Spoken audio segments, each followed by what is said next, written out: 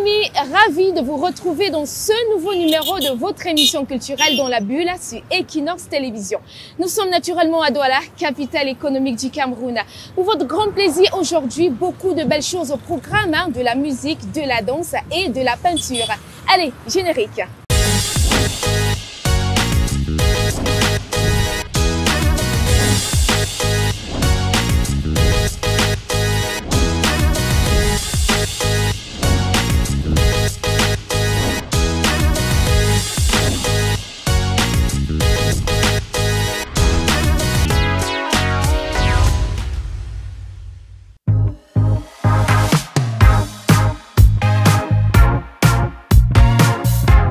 Il est connu pour son histoire, son talent et son professionnalisme. C'est un grand fils du Cameroun. Celui que je m'en vais appeler, c'est Clovis Tufak. C'est un jeune entrepreneur et luthier camerounais. Pour ceux qui ne le savent pas, un luthier est un fabricant de guitares. Il est un grand passionné de musique, Ah oui, un grand passionné de musique. Mais il a suivi une formation en menuiserie. Assez étonnant, mais en menuiserie tout de même. Et c'est grâce à ses talents ou alors à sa maîtrise de la discipline qu'il a pu se fabriquer sa toute première guitare. Assez étonnant, n'est-ce pas? Nous avons eu un entretien avec Clovis Tufak. Question d'en savoir un peu plus sur lui, son domaine, sa passion, comment est-ce que tout ça a commencé. Bref, savoir la totale. On y va, on prend Clovis Tufak derrière cette ville.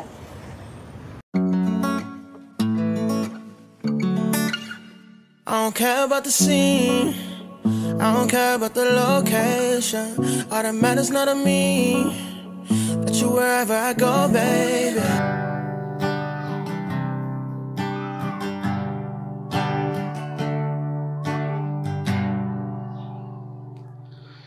Bonjour à toutes et à tous et bienvenue dans mon univers à moi. Yeah, that's until the day I die. Ever since you found me, we the only thing I see. Forever and a day, it's you and me. Clovis Tufak, c'est juste un Camerounais comme tous les autres Camerounais. Et je peux dire la seule différence entre moi et les autres, c'est moi, je suis passionné. Je ne sais pas si ce sera une différence, mais en fait, moi, je suis un Camerounais comme tous les autres Camerounais. Aujourd'hui, je suis un luthier. Un luthier, c'est celui qui fabrique les guitares. Et je pense bien que la lutherie aussi est un peu large, c'est-à-dire les menuisiers et aussi d'autres personnes. Mais quand on parle de luthier, c'est déjà un métier artisanal. Je suis un artisan et je suis un luthier et je fabrique les guitares, c'est ça. Parce que j'ai vécu plein de choses à ce qui concerne la famille déjà pour commencer. Ce n'était pas facile déjà parce que le premier facteur gênant pour moi dans ce métier, c'était la famille. Et de deux, il y avait aussi mon patron qui ne voulait pas me voir faire deux métiers à la fois. Donc du coup, j'ai eu à traverser plein de choses que je ne saurais expliquer ici pour arriver à ce niveau. Donc je peux vous dire, ça n'a pas été facile. J'ai juste essayé de comprendre que parfois, il faut essayer en fait, pour moi, c'était comme un jeu que je jouais. Soit je perds, soit je gagne. Et aujourd'hui, j'ai gagné. Donc, j'ai osé. Et aujourd'hui, ça me plaît parce que je me retrouve entouré des guitares qui sont faites par moi-même. Alors qu'au début, je voulais avoir une seule guitare. Il y a plein de gens, plein de grands guitaristes là qui m'ont vraiment motivé et qui m'ont vraiment fait comprendre que le métier dans lequel je suis est tellement complexe et il faut être juste prêt à assumer tout genre d'obstacles qui viendra en face, c'est ça. Au Cameroun, il y en a plein. Il y a Totogium, il y a Bendeka, il y a Belkatobi, Hervé Gebo, même Richard Bona. Pour fabriquer une guitare, pour moi, déjà, je sais que partout ici au Cameroun, on a le matériel, on a le bois. Il y a tout genre de bois ici au Cameroun. Le problème, c'est que nous, on ne connaît pas comment on doit les utiliser. Si je veux fabriquer une guitare, le seul bois que je sais que c'est un peu difficile, il y en a trois. Il y a le wenge, il y a le bibinga et il y a l'ébène. Que je sais pas pourquoi l'État nous interdit d'utiliser ça, mais on se bat avec les autres bois pour essayer de faire ces choses-là. Bon, pour les guitares, je pense qu'il y en a plein. Il y en a plein. Aujourd'hui, moi, je pense créer plein d'autres choses. Donc, je peux pas vous dire exactement combien de types de guitares il existe dans le monde entier. D'après ce que je sais, j'ai en main, ici, j'ai une guitare folk. C'est une guitare qui a des cordes en métal. Et il y a des classiques, il y a des guitares classiques, il y a des folk, il y a des électriques, il y a des ukulélés, il y a plein de types de guitares. Mais la seule chose que je vais vous dire, c'est juste qu'au niveau des sons, les sons sont les mêmes parce que on fabrique la guitare selon ce qu'on veut entendre, mais au niveau maintenant du son que la guitare doit produire, ça doit être sur une ligne droite. Si tu veux, tu fabriques une guitare, le corps doit être comme tu veux, mais le son et les frets doivent être calculés de la même façon pour qu'on puisse jouer en harmonie. Si vous voulez une bonne guitare, payez les guitares en bois et la résonance, c'est-à-dire au taper comme ça, elle compte aussi beaucoup. C'est tout ce que je peux dire. Le poids doit être autour de 3 kilos. Le poids total, 3 kilos. Ici au Cameroun déjà, je vends des guitares aux grands musiciens. Je les offre souvent des guitares aussi. Et je peux dire, mes clients sont presque tous les Camerounais avec musiciens dedans et passionnés de musique et juste des gens qui veulent acheter pour encourager. Donc, je vends à presque tous les Camerounais aujourd'hui. Donc, mes guitares varient de 40 à parfois 150, même 200 000. Ça dépend du client qui est devant moi et de ce qu'il veut exactement. Mais quand je vois une guitare à partir de 40, 45 000, c'est juste pour faire comprendre aux Camerounais que moi aussi, je suis prêt à tout faire pour que tout le monde ait mes guitares à main. Vu ma façon à moi de travailler et mes objectifs à moi, je sais que si jamais Dieu me donne la force de travailler toujours comme ça, je serai fier de moi peut-être dans 10 ou 20 ans, on ne sait jamais. Mais je sais que c'est un métier qui promet vraiment parce que déjà, je suis seul à le faire ici. Et j'ai confiance en moi et je suis vraiment passionné de ce que je fais. Même si aujourd'hui, j'arrête, même si aujourd'hui, je ne touche pas un franc de ce métier, la seule chose que j'ai et que je suis tellement fier de ça, c'est d'être entouré par tous ces guitares que vous voyez. Donc le reste, moi, je n'ai jamais eu à penser à ça. Ce que je veux dire, c'est juste que encourageons-nous entre nous, les Camerounais, et essayons de nous comprendre parce que moi, j'ai ma façon à moi de voir les choses. Donc, vraiment, merci.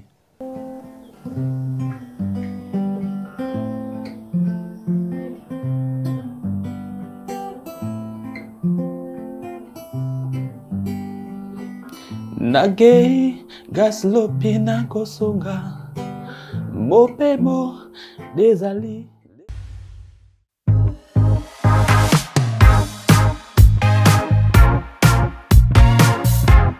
Ah là là, c'est toujours un plaisir de voir ces personnes qui arrivent à vivre de leur art et de leur talent depuis toujours. Mais rassurez-vous, il n'est pas le seul à jouer de ce diapason en Afrique. Caleb Rimtobaye, il s'appelle.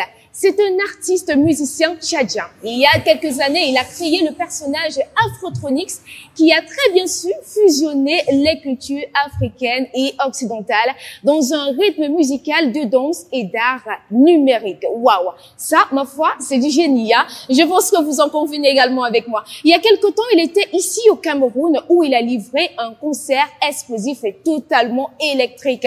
On a l'habitude de l'appeler lorsqu'il est sur scène la star de l'électro. Tenez-vous bien, la star de l'électro était à l'IMC de Douala où il a donné un concert vraiment incroyable. Ceci en compagnie de quelques artistes camerounais à l'instar de Salatiel et Mr. Léo. Allez, je vous invite à revivre le show explosif d'Afrotronix à l'IMC de Douala. C'est parti.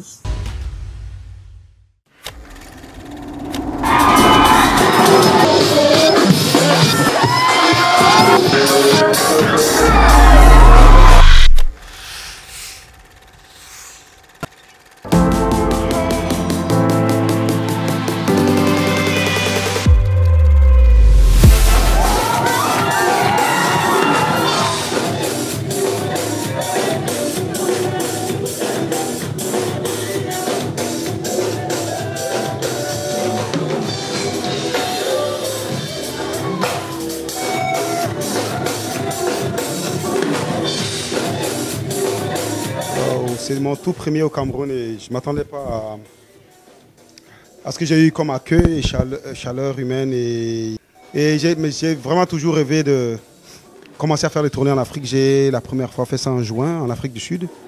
Mais chanter dans des langues que les gens comprennent et puis dans la vibe, les rythmes que les gens saisissent, je dirais que c'est vraiment la première fois hors du Tchad.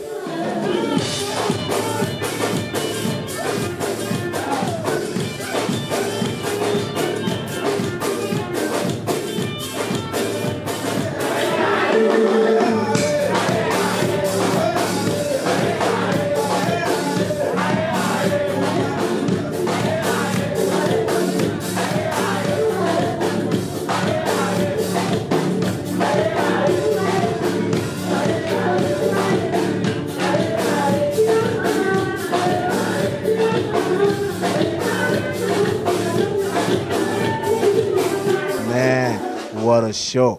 What a show. It's a good one and it's a pleasure for me to be here.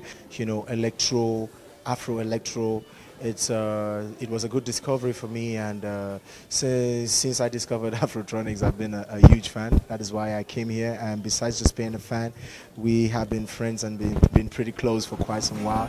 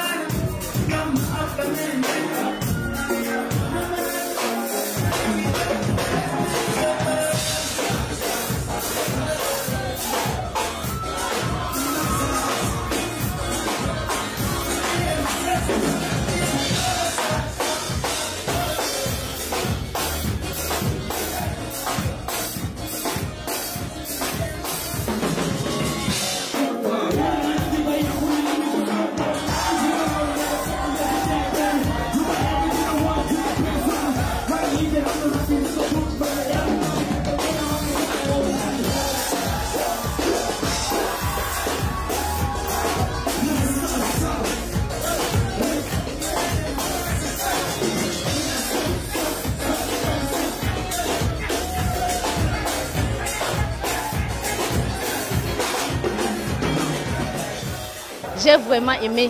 Et la leçon que j'ai retenue, c'est qu'il faut d'abord mettre la culture dans la diversité culturelle. Partout dans le monde. C'était juste waouh. Je suis comblée.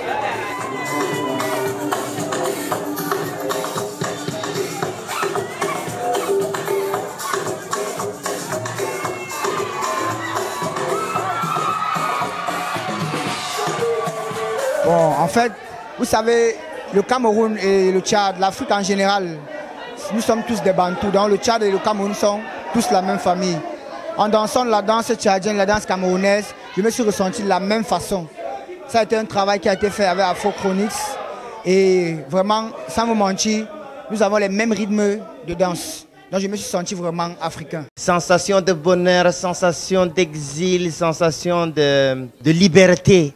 C'est un plaisir de le voir ici et qu'il soit en concert et que de surcroît, moi je suis disponible et qu'il m'invite à venir prendre le micro avec lui et partager un morceau. Vraiment, c'est magnifique.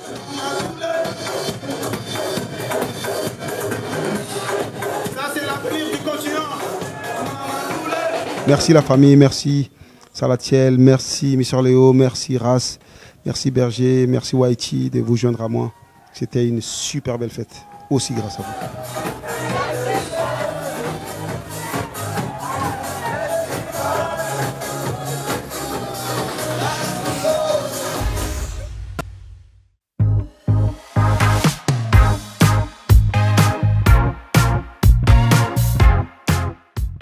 C'était un concert vraiment explosif, n'est-ce pas?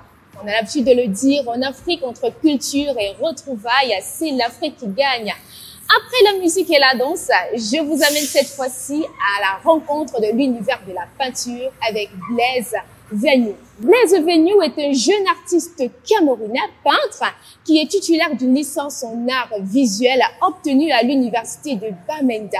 Son travail à lui est assez particulier. Je vous explique. Et il a cette vocation-là, si je peux le dire ainsi, de créer des peintures acrylique.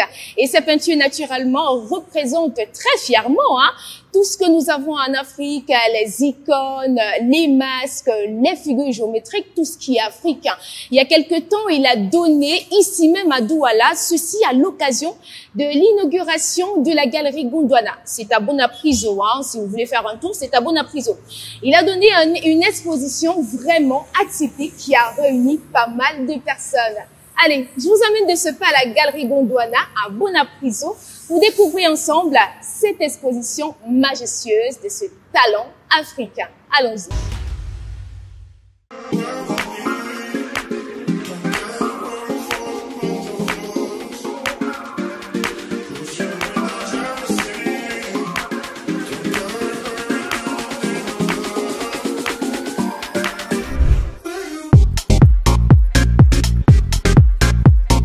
As an artist, I began painting like 15 years ago, and I was in the quest to create an original image, something that will marvel people when they come across, something that will be quite unique. And that is why this work is not like a day's work, it's an evolution. It's a work that has evolved from nothing to something.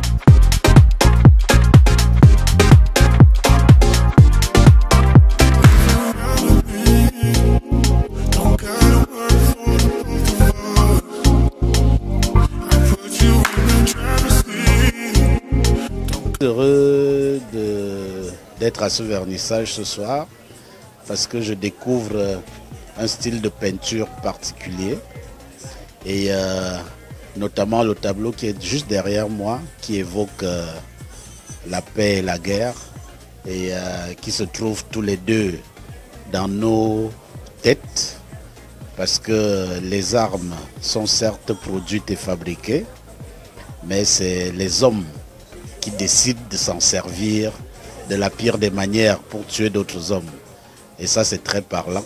Ça nous invite à la réflexion, à l'usage que nous faisons des outils dont nous disposons. Et donc, cette façon d'appeler, d'inviter les uns et les autres à la paix, me parle beaucoup. Et c'est un tableau qui mériterait d'être diffusé et expliquer aux hommes de paix et malheureusement aux hommes de guerre.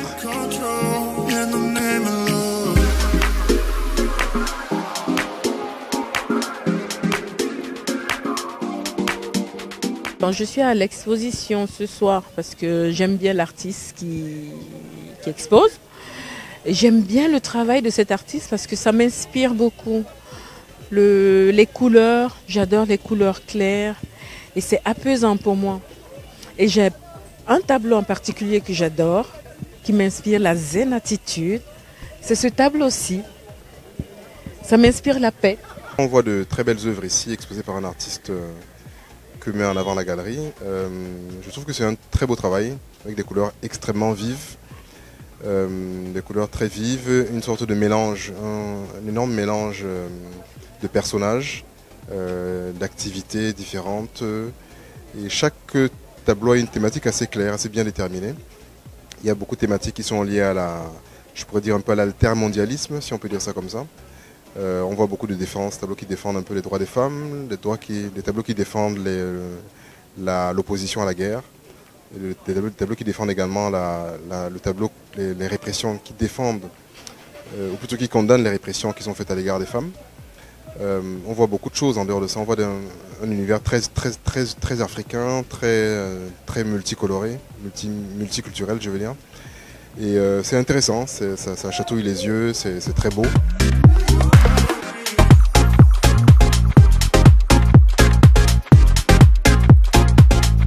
And personally, to make me like the first artist to show with Gondwana art, I think it's a privilege and it's something to appreciate.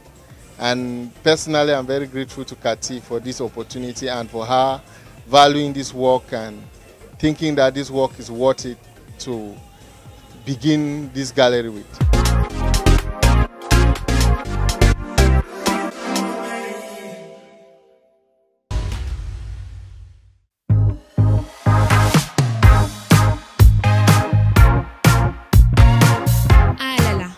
peinture, hein? Très belle œuvre, très belle exposition de ce jeune peintre-là qui nous fait voyager à travers ses toiles, ses couleurs et naturellement ses tableaux.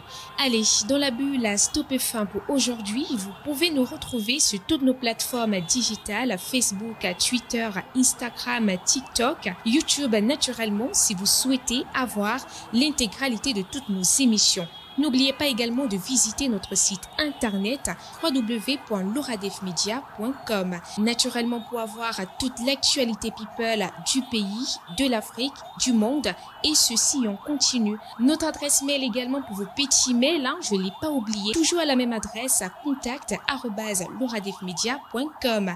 On se donne rendez-vous très prochainement si Dieu le veut. D'ici à là, portez-vous bien. Bisous, bye bye. Ah, je quitte, je vais là-bas.